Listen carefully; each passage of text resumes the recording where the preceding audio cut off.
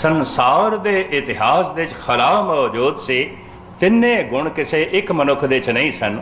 ਉਹ ਸੂਰਬੀਰ ਵੀ ਹੋਵੇ, ਉਹ ਭਗਤ ਵੀ ਹੋਵੇ ਤੇ ਉਹ ਦਾਨੀ ਵੀ ਹੋਵੇ। ਸੰਸਾਰ ਦੇ ਇਤਿਹਾਸ ਦੇ 'ਚ ਇਹ ਖਲਾ ਮੌਜੂਦ ਸੀ, ਖਾਲੀਪਣ ਮੌਜੂਦ ਸੀ। ਇਸ ਖਾਲੀਪਣ ਨੂੰ ਜਿਸ ਨੇ ਭਰਿਆ ਉਸੇ ਦਾ ਨਾਂ ਹੈ ਧੰਨ ਗੁਰੂ ਗੋਬਿੰਦ ਸਿੰਘ। ਧੰਨ ਗੁਰੂ ਗੋਬਿੰਦ ਸਿੰਘ।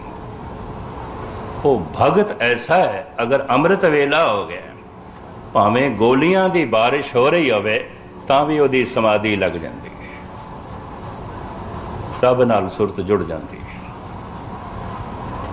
ਉਹ ਸੂਰਬੀਰ ਐਸਾ ਹੈ, ਭਾਵੇਂ ਲੱਖਾਂ ਦਾ ਘੇਰਾ ਪੈ ਜਾਏ ਤਾਂ ਵੀ ਹੌਸਲਾ ਨਹੀਂ ਹਾਰਦਾ।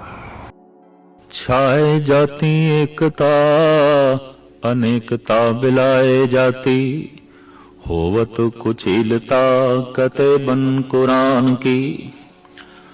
पाप ही पर पक जाते धर्म धसक जाते, बरन गरक जाते सहत विधान की।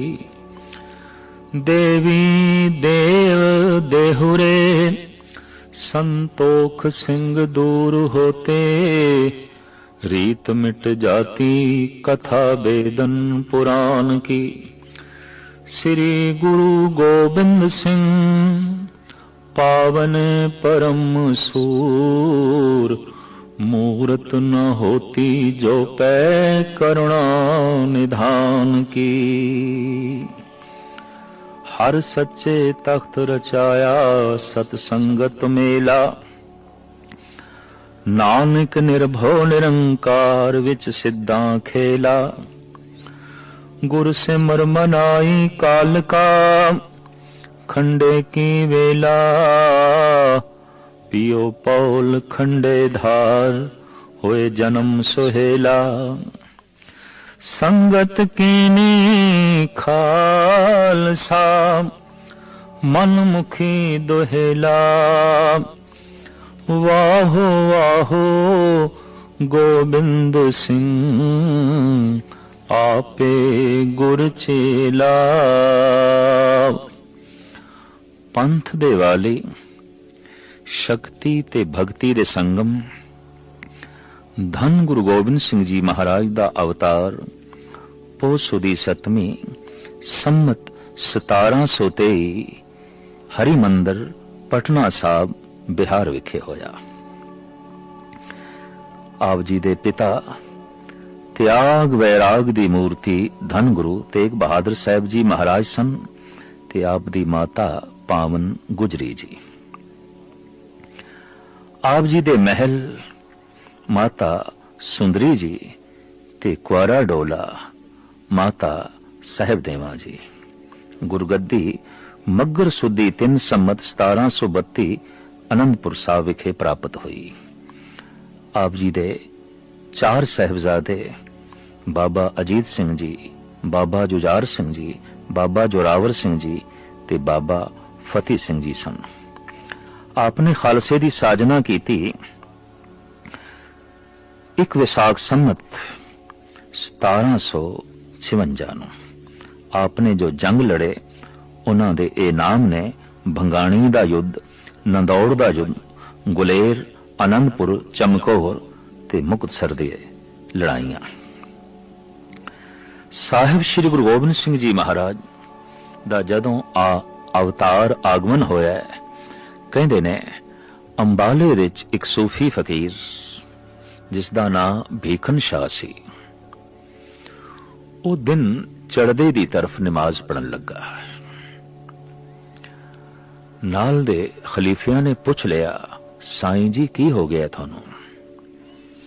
जिस पासे आप नमाज पढ़ रहे हो वली अल्लाह दा घर इधर नहीं है, वली अल्लाह ते पश्चिम दी तरफ है।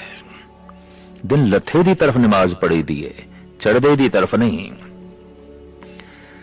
तां गंभीर होके ये फकीर कहने लगा, उस अल्लाह दा नूर अज पूरब विच प्रगट होया है और ये दर्शनां भी चले है, और इस दा नाम साईं भीखन शाह सी। सब तो पहले इस परम आत्मा दा इस नूं ही पता चले है कि गुरु तेग बहादुर साहब जी महाराज दे घर दे जिस आत्मा दा आगमन होया है वो परम शक्ति ते भगती दा संगम है। गुरु गोबिंद सिंह जी महाराज दी जीवन कथा उन ते बहुत सारियां ने लिखी है, पर एक कमाल दी गल है अवतारी पुरुषां दे कि गुरु गोबिंद सिंह जी महाराज ने अपनी जीवन कथा आप भी लिखी है। दसम ग्रंथ दे मौजूद है, अब मैं अपनी कथा बखानो तप साधत जहें बिद मोहे आनो। आप उत्तराखंड दे एक ऐसी थां जिसनू हेमकुंड कहते ने, उत्थे आप तप करते रहे पिछले जन्म दे। ये तपस्या कितनी गहरी सी, संक्षेप दे साहब दा ए फरमान, ए बिद करत तपस्या भयो द्वैते एक रूप होए गयो। एक रूप हो गए सी, चिंतन करदे करदे प्रभु विच लीन होए ते प्रभु ने हुक्म कीता तुसी जाओ जगत दे जगत दा कल्याण करो। किसे महान आत्मा दा जन्म किसे महान घर दे हो सकता है। पथरेली जमीन दे गुलाब दे फुल नहीं पैदा होंदे और बंजर जमीना दे फलदार बूटे नहीं उगदे। इतनी महान आत्मा दा जगत दे आगमन होवे तो कोई महान कुख चाहिदी सी, महान पिता चाहिदा सी। तो गुरु तेग बहादुर साहब जी महाराज दे घर गुजरी जी दी कुखों आप दा पटना साहब दे आगमन होया। साईं भीखन शाह ने बालक गुरु गोबिंद सिंह जी महाराज दे कदमां ते सजदा कीता है, मत्था टेकिया और हथ दे दो मिश्री दियां रोड़ियां रख के बालक गोबिंद राय दे अग्गों कीतियां ने। पातशाह ने दोहां ते हथ रख दिता। मकसद सी इस फकीर दा तुसी हिंदू दे गुरु हो कि मुस्लिम दे, थोड़ा चानना किसनू मिलेगा। आपने दोहां ते हथ रख दिता और आख्या ये सूरज दा चानना किसे एक दा नहीं, ये ते सांझा है, असी सांझे हैं, असी सारे आंदे हैं। वाकई आप दी सेना दे और आप दे सिखां दे चारे वर्णां दे पुरुष ते सन, पर पीर बुद्धू शाह जैसे मुस्लिम फकीर भी आप दे कदमां तो निछावर होंदे रहे, सदके होंदे रहे। दैवी गुण रब्बी गुण बचपन दे ही प्रगट होंदे सन और जगत दी कोई पकड़ नहीं दखड़ नहीं, ये आप दी जीवन शैली तो पता चलदा सी। सोने दे कंगन हीरे मोतियां नाल जड़त आसाम दे राजे ने भेंट कीते सन। माता जी ने ये दोवें कड़े सतगुरां नूं पहना दिते। गंगा दे तट ते बच्चियां नाल खेडदे पए ने। किधरे एक कड़ा जांदा रहा। वापस आए माता जी ने सिर्फ इको ही कड़ा वेख्या ते पुछ बैठे, लाल जी सोने दा ओ कड़ा हीरे रत्ना नाल जड़त किथे गुआ के आयो, किथे सुटे? सतगुरु कहन लगे गंगा च। केड़ी थां ते माता जी नाल चल पे और होर सिख सेवक भी जब तट ते पहुंचे माता जी पुछदियां ने कंगण किथे सुटिया? दूजा भी हाथ तो उतार के परों सुटिया, आखिया इथे सुटिया। चूंकि गुरु तेग बहादुर साहब जी महाराज कह गए सन कि गोबिंद राय नूं कहना कुछ नहीं, वो जो कुछ भी करनगे जगत दे कल्याण हित करनगे। तो गुरु तेग बहादुर साहब जी महाराज दे बचनां नूं पालदे होए माता जी चुप रह गए। ठीक, ये भी कौतक है, ये भी इन्हां दी लीला है। भावें आप दी आयु ते बहुत छोटी है, पर धनुष विद्या दे आप दा शौक सी, तलवार चलाण दे आप दी रुचि सी। इत्थों ही पता चलदा सी कि देश दियां गुलामी दियां जंजीरां इन्हां दे हत्थों ही टुटणगियां। कहंदे ने राजा अशोक ने महात्मा बुद्ध ਦੀ ਸਿੱਖਿਆ ਤੋਂ ਪ੍ਰੇਰਿਤ ਹੋ ਕੇ ਜਿਸ ਗੰਗਾ ਦੇ ਤਟ ਤੇ ਤਲਵਾਰ ਸੁੱਟੀ ਸੀ ਉਹ ਪਾਟਲੀ ਪੁੱਤਰ ਪਟਨਾ ਦਾ ਗੰਗਾ ਦਾ ਹੀ ਤਟ ਹੈ। ਔਰ ਗਜ਼ਬ ਦੀ ਗੱਲ ਹੈ ਧੰਨ ਗੁਰੂ ਗੋਬਿੰਦ ਸਿੰਘ ਜੀ ਮਹਾਰਾਜ ਨੇ ਇਸੇ ਹੀ ਪਾਟਲੀ ਪੁੱਤਰ ਇਸੇ ਹੀ ਪਟਨੇ ਦੇ ਵਿੱਚ ਗੰਗਾ ਦੇ ਤਟ ਤੋਂ ਤਲਵਾਰ ਚੁੱਕ ਲਈ। ਆਪ ਦੇ ਬੜੇ ਕੀਮਤੀ ਬੋਲ ਨੇ ਚੁੰਕਾਰਜ਼ ਹਮਾ ਹੀਲਤੇ ਦਰਗੁਯਸਤ ਹਲਾਲਸਤ ਬੁਰਦੰਬ ਸ਼ਮਸ਼ੀਰ ਦਸਤ। ਜਦ ਸ਼ਾਂਤੀ ਵੈਰਾਗ ਗਿਆਨ ਧਿਆਨ ਨਾਲ ਮਕਸਦ ਹੱਲ ਨਾ ਹੋਵੇ, ਸੱਚ ਨੂੰ ਵਿਘਨ ਪੈਂਦਾ ਹੋਵੇ ਤਾਂ ਤਲਵਾਰ ਚੁੱਕ ਲੈਣੀ ਵੀ ਧਰਮ ਹੈ, ਸ਼ਸਤਰ ਉਠਾ ਲੈਣਾ ਵੀ ਧਰਮ ਹੈ। ਇਹ ਆਪ ਦੇ ਸਿਧਾਂਤਿਕ ਨੁਕਤੇ ਸਨ। 6 ਵਰਿਆਂ ਦੀ ਉਮਰ ਵਿੱਚ ਤਰ੍ਹਾਂ ਤਰ੍ਹਾਂ ਦੇ ਕੌਤਕ ਤੇ ਖੇਡਾਂ ਕਰਦੇ ਹੋਏ ਆਪ ਨੇ ਉੱਥੋਂ ਚਾਲੇ ਪਾਏ। ਯਾਦਗਾਰੀ ਅਸਥਾਨ ਜਨਮ ਅਸਥਾਨ ਤਖਤ ਸਾਹਿਬ ਪਟਨਾ ਬੜੇ ਸੁੰਦਰ ਰੂਪ ਵਿੱਚ ਬਣਿਆ ਹੋਇਆ ਹੈ। ਗੁਰਦੁਆਰਾ ਬਾਲ ਲੀਲਾ ਔਰ ਹੋਰ ਅਨੇਕਾਂ ਆਪ ਦੇ ਪਾਵਨ ਅਸਥਾਨ ਯਾਦਗਾਰੀ ਉੱਥੇ ਬਣੇ ਹੋਏ ਨੇ। ਆਪ ਆ ਕੇ ਅਨੰਦਪੁਰ ਸਾਹਿਬ ਦੇ ਜੋ ਹੈ ਟਿਕੇ। ਕਹਿੰਦੇ ਨੇ ਜਿਸ ਦਿਨ ਗੁਰੂ ਤੇਗ ਬਹਾਦਰ ਸਾਹਿਬ ਜੀ ਮਹਾਰਾਜ ਦਾ ਸੀਸ ਆਪ ਦੇ ਕੋਲ ਲਿਆਂਦਾ ਗਿਆ ਤੇ ਸਤਿਗੁਰਾਂ ਦੀ ਸ਼ਹਾਦਤ ਦੀ ਖਬਰ ਸੁਣਾਈ ਗਈ ਤਾਂ ਮਹਾਰਾਜ ਕਹਿਣ ਲੱਗੇ ਦਿੱਲੀ ਦੇ ਵਿੱਚ ਬੜਾ ਰੋਸ ਪੈਦਾ ਹੋਇਆ ਹੋਵੇਗਾ, ਬੜਾ ਜੋਸ਼ ਉਮੜਿਆ ਹੋਵੇਗਾ। ਤਾਂ ਹੱਥ ਜੋੜ ਕੇ ਰੰਗਰੇਟੇ ਨੇ ਆਖਿਆ ਨਹੀਂ, ਦਿੱਲੀ ਦੇ ਸਿੱਖਾਂ ਨੇ ਤੇ ਕਹਿ ਦਿੱਤਾ ਅਸੀਂ ਸਿੱਖ ਹੀ ਨਹੀਂ ਆ। ਮੁਗਲ ਸਿਪਾਹੀ ਜਦ ਘਰ ਘਰ ਵਿੱਚ ਪਹੁੰਚਦੇ ਰਹੇ ਸਿੱਖਾਂ ਦੇ ਆਪਣੇ ਗੁਰੂ ਦਾ ਧੜ ਤੇ ਚੁੱਕ ਕੇ ਲਿਆਓ, ਤੁਹਾਡੇ ਗੁਰੂ ਦੀ ਲਾਸ਼ ਪਈ ਏ, ਉਹਨਾਂ ਦੀ ਦੇਹੀ ਪਈ ਏ, ਚੁੱਕ ਕੇ ਲਿਆਓ। ਡਰਦੇ ਮਾਰੇ ਸਹਿਮ ਗਏ ਸਿੱਖ, ਕਹਿਣ ਲੱਗੇ ਨਹੀਂ ਅਸੀਂ ਸਿੱਖ ਨਹੀਂ ਆ।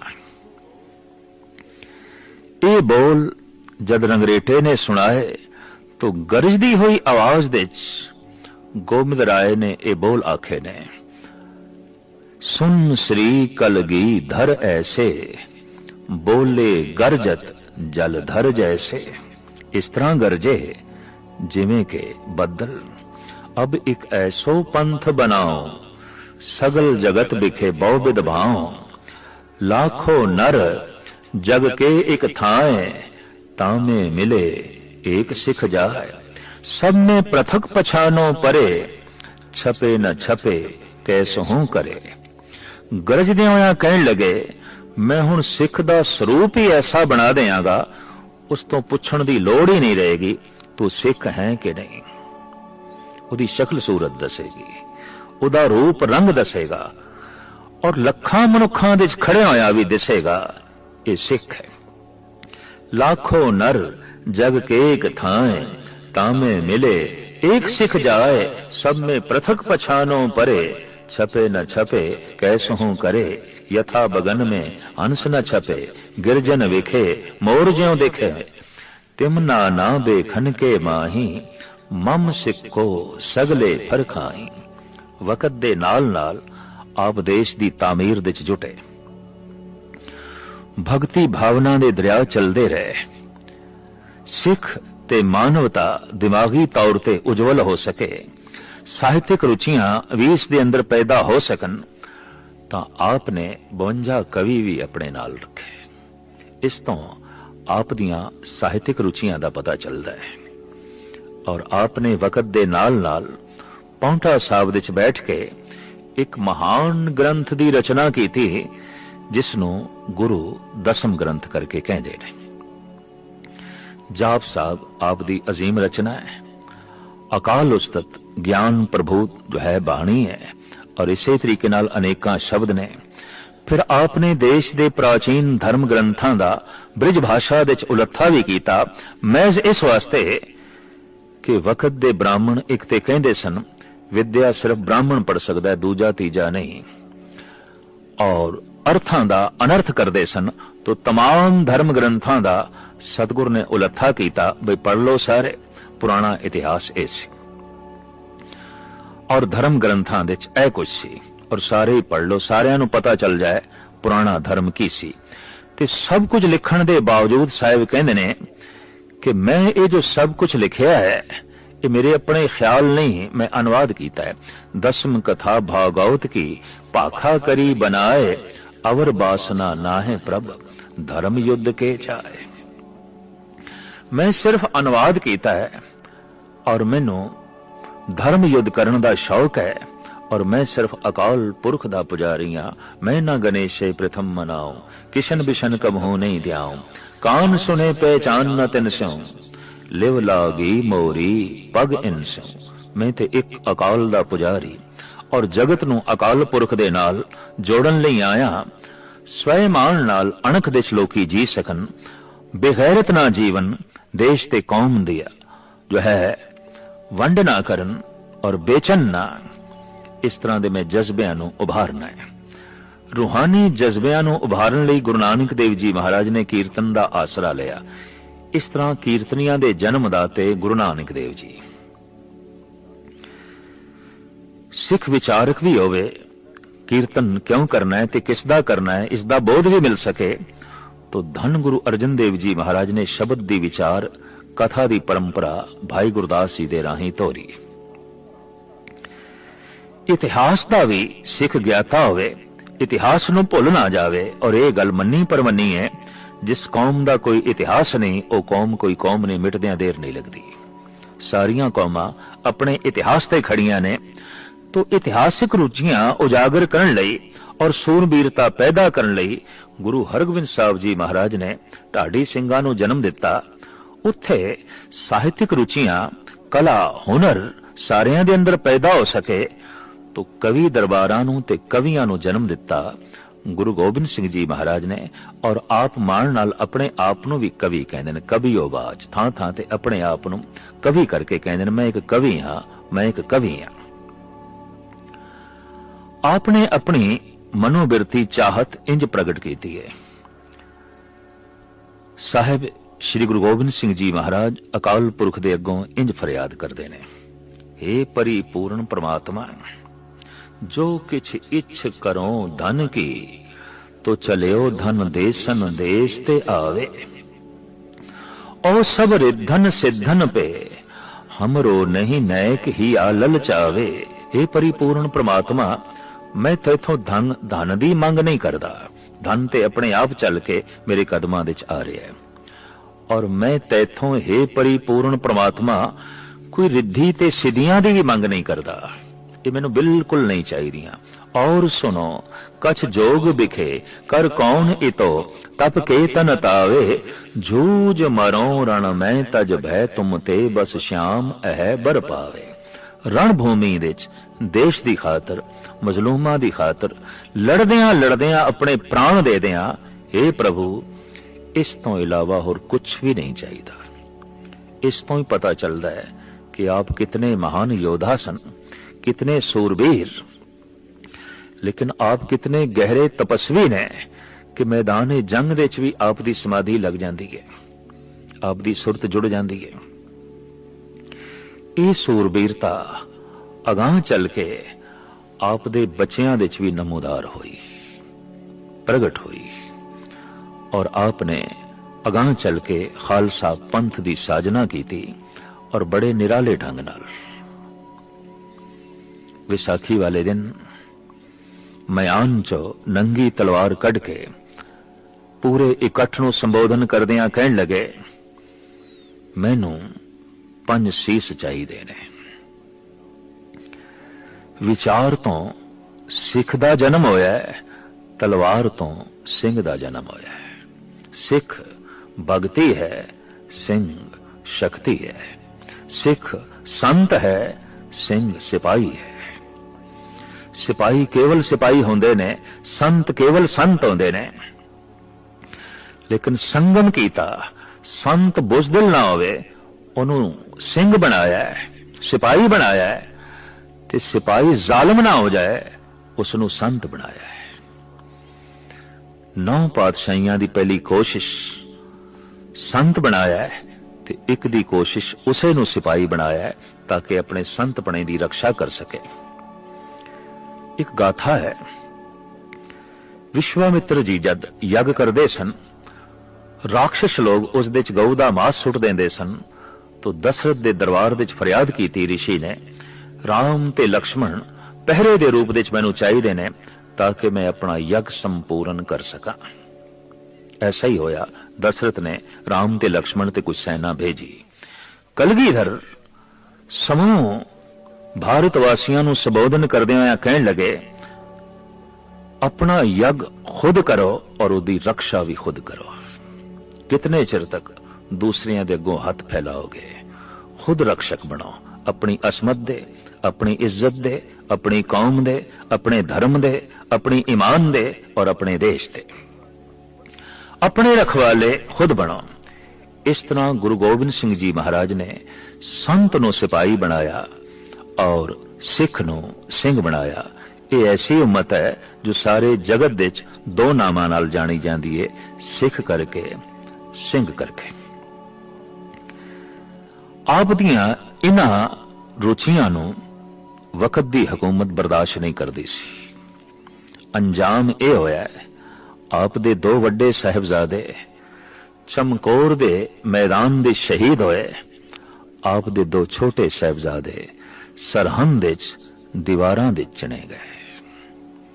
ਇਹ ਅਜੀਬੋ ਗਰੀਬ ਸਾਖਾ ਘਟਨਾ ਗੁਰੂ ਗੋਬਿੰਦ ਸਿੰਘ ਜੀ ਮਹਾਰਾਜ ਦੇ ਨਾਲ ਹੋਈ। ਬੱਚਿਆਂ ਨੇ ਹੌਸਲਾ ਨਹੀਂ ਹਾਰਿਆ, ਮੈਦਾਨੇ ਜੰਗ ਵਿੱਚ ਲੜੇ ਨੇ, ਸੂਰਬੀਰਤਾ ਦੇ ਨਾਲ ਦੀਵਾਰਾਂ ਵਿੱਚ ਚਿਣੇ ਗਏ ਨੇ, ਸਬਰ ਦੇ ਨਾਲ, ਸ਼ਾਂਤੀ ਦੇ ਨਾਲ। ਔਰ ਇਸ ਨੂੰ ਇੱਕ ਮੁਸਲਿਮ ਸ਼ਾਇਰ ਨੇ ਬੜੇ ਸੋਹਣੇ ਢੰਗ ਨਾਲ ਜੋ ਹੈ ਲਿਖਿਆ ਹੈ ਔਰ ਉਹ ਮੁਸ਼ਾਬਤ ਦਿੰਦਾ ਹੈ, ਕਟਵਾ ਦੀਏ ਸ਼ਿਸ਼ ਸ਼ਾਮ ਨੇ ਗੀਤਾ ਕੋ ਸੁਣਾ ਕਰ। ਕੁਰੂਕਸ਼ੇਤਰ ਦੇ ਮੈਦਾਨ ਵਿੱਚ ਜਦ ਅਰਜਨ ਨੇ ਤਲਵਾਰ ਸੁੱਟ ਦਿੱਤੀ ਤੇ ਆਖਿਆ, ਭਗਵਨ ਮੈਂ ਨਹੀਂ ਲੜਨਾ। ਕਿਉਂ? ਸਾਹਮਣੇ ਮੇਰੇ ਚਚੇਰੇ ਭਰਾ ਦੁਰਯੋਧਨ, ਉਹ ਮੇਰਾ ਗੁਰੂ ਦਰੋਣਾਚਾਰਜ, ਉਹ ਮੇਰਾ ਪਿਤਾਮਾ ਭੀਸ਼ਮ, ਮੈਂ ਆਪਣਿਆਂ ਤੇ ਵਾਰ ਨਹੀਂ ਕਰਨਾ, ਮੈਂ ਆਪਣਿਆਂ ਨਾਲ ਨਹੀਂ ਲੜਨਾ। ਤਾਂ ਧੰਨ ਸ੍ਰੀ ਕ੍ਰਿਸ਼ਨ ਨੇ, ਜੋ ਮਹਾਨ ਆਲਮ, ਰਾਜਨੀਤੀ ਦੇ ਨਿਪੁੰਨ, ਧਰਮ ਦੇ ਮਹਾਨ ਗਿਆਤਾ ਔਰ ਸੰਤ ਸਰੂਪ, ਆਪ ਦੇ ਸਮਝਾਉਣ ਦਾ ਬੜਾ ਨਿਰਾਲਾ ਢੰਗ। ਕਹਿਣ ਲਗੇ, ਅਰਜਨ,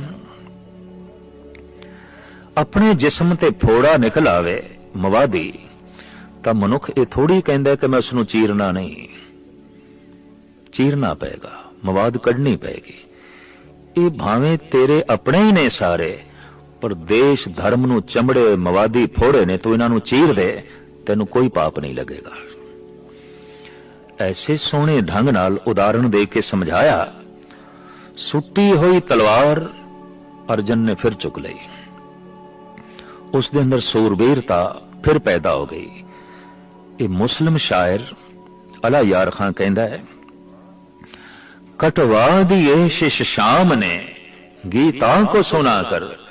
ਗੀਤਾ ਦਾ ਫਿਲਸਫਾ ਸੁਣਾ ਕੇ ਕਿਸੇ ਨੂੰ ਲੜਨ ਮਰਨ ਦੀ ਜਾਚ ਸਿਖਾਣੀ, ਇਹ ਗੱਲ ਕੁਝ ਹੋਰ ਹੈ, ਪਰ ਗੁਰੂ ਗੋਬਿੰਦ ਸਿੰਘ ਤੇਰੀ ਗੱਲ ਕੁਝ ਹੋਰ ਹੈ। ਕਿਉਂ?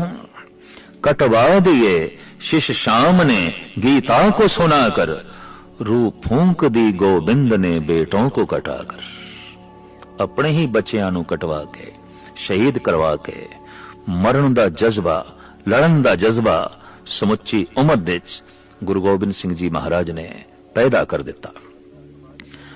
आर्या समाज दे उगे प्रचारक लाला दौलत राय, जिन्हां दी किताब है सुआने उमरी गुरु गोबिंद सिंह, जो 1906 विच लिखी गई। उस विच लाला दौलत राय कहंदे ने कि मैं जद रामायण दी जंग दा अध्ययन करदा, उत्थे दो इस्त्रियां दिखाई देंदियां, एक सीता एक सुरूपनखा। जे इन्हां दोहां नूं एक पासे कर दईए युद्ध नहीं होना सी, ये जंग नहीं होना सी। लक्ष्मण सुरूपनखा दी नक ना कटदा, रावण सीता नूं चुक के ना लियांदा, ये युद्ध नहीं होना सी। फिर ਉਹ ਕਹਿੰਦਾ ਜਦ ਮੈਂ ਮਹਾਭਾਰਤ ਦੇ ਯੁੱਧ ਦਾ ਅਧਿਐਨ ਕਰਦਾ, ਉੱਥੇ ਇੱਕ ਇਸਤਰੀ ਹੈ ਦ੍ਰੋਪਦੀ। ਕਹਿੰਦੇ ਨੇ ਨਵੇਂ ਬਣੇ ਮਹਿਲ ਦੀ ਜਦ ਉਹ ਚੱਟ ਕਰਨ ਲੱਗੇ ਤੋ ਘਰ ਨੂੰ ਸਜਾਇਆ ਸੀ ਦ੍ਰੋਪਦੀ ਨੇ। ਅੰਦਰ ਇੱਕ ਸਰੋਵਰ ਸੀ, ਉਹਦੇ ਤੇ ਇਸ ਢੰਗ ਦੇ ਰੰਗ ਪਾਏ ਸਨ ਕਿ ਸਰੋਵਰ ਜ਼ਮੀਨ ਲੱਗਦੀ ਸੀ। ਜਦ ਦੁਰਯੋਧਨ ਆਇਆ ਹੈ और उन्हें जमीन समझ के पैर रखे तो पानी च गिर गया। जो बड़ी सुंदर पेंटिंग चित्रकारी द्रौपदी ने की थी सी सारी बिगड़ गई। क्रोधित होके द्रौपदी दे मुंहों निकले है ये अंधे दा अंधा ही है। धरतराष्ट्र अंधा सी। ये कौड़े बोल चुभ गए, बदले दी भावना पैदा हुई। एक दे मुंहों कोड़े बोल निकले और एक कोड़ेपण नाल इतना पेश आया कि उसने भरी सभा विच द्रौपदी नूं नगन करन दी कोशिश की थी। अंजामकार भयंकर युद्ध होया। तो इस जंग दा कारण द्रौपदी एक स्त्री। संसार दे सियाणे कहंदे रहे ने युद्ध होण दे यही कारण ने जर जमीन जोरू। या जमीन दी खातर लड़ाई होवेगी, या स्त्री दी खातर, या सोने चांदी धन दी खातर। पर लाला दौलत राय कहंदे ने जद मैं गुरु गोबिंद सिंह जी महाराज दे योद्धां दा अध्ययन करना तां हैरान हो जाना। ये जंग धन दी खातर नहीं सी, ये युद्ध जमीन दी खातर नहीं सी, ये युद्ध स्त्री दी खातर नहीं सी, ये युद्ध मजलूमां दी रक्षा दी खातर सी, देश दी रक्षा दी खातर सी। रूहे जमीन दे ऐसा इको एक पुरुष होया है जो लड़िया है सिर्फ देश दी अणख दी खातर, ईमान दी खातर, मजलूमां दी खातर। अपनी कोई चाहत नहीं, अपनी कोई मंग नहीं सी। आप दा नारा सी धर्म तो बिना राज नहीं चल सकता और धर्म तो बिना राज शक्ति सारियां नूं दलदी है, मलदी है, निस्तो नाबूद कर दिए। राज बिना न धर्म चले हैं, धर्म बिना सब दले मले हैं। साहिब दा ये फरमान सी समाजिक जीवन दे च, राजनीतिक जीवन दे च, आर्थिक जीवन दे च धर्म नूं जोड़ो ताकि जिंदगी दे सारे पहलू पावन होवन। यही संदेश उपदेश देंदे हुए आप राजपुताने तो लंघे, मध्य भारत तो लंघदे हुए फिर सहजे सहजे महाराष्ट्र दे शहर नांदेड़ विच पहुंचे ने। उत्थे आप जी दे जख्मां दे टांके खुल गए और ਸਿੰਘਾਂ ਨੂੰ ਕਹਿਣ लगे ਅਸੀਂ जा रहे हैं। नारियल 5 पैसे रख के केसर दे छिट्टे मार के आपने गुरियाई गद्दी सदीवी गुरु ग्रंथ साहब जी महाराज दे हवाले की थी और सिखां नूं उपदेश कीता। हमेशा गुरु ग्रंथ साहब जी दी ताबिया च रहना और धार्मिक तौर ते, समाजिक तौर ते, आर्थिक तौर ते, राजनीतिक तौर ते रहबरी थोड़ी गुरु ग्रंथ साहब जी महाराज करनगे। पर सिखां ने बेनती की थी पातशाह जे कदी साडा जी करे आप दा तन वेखना है, आप दी ये प्यारी मूरत भी वेखनी है। तो सतगुणा ने उत्थे जड़े बचन कहे ने वो ए ने सिख सो रहत पंच जो मिले मम स्वरूप सो जानो भले। पंज रहत वानिए सिख जे किधरे मिल जान जिन्हां दे तन दे उत्ते पंज ककार होवन, जिन्हां दे मन विच पंज बाणियां दा जाप पाठ होवे, जिन्हां दी रसना दे उत्ते मूल मंत्र ते गुरमंत्र दा उचारण होवे।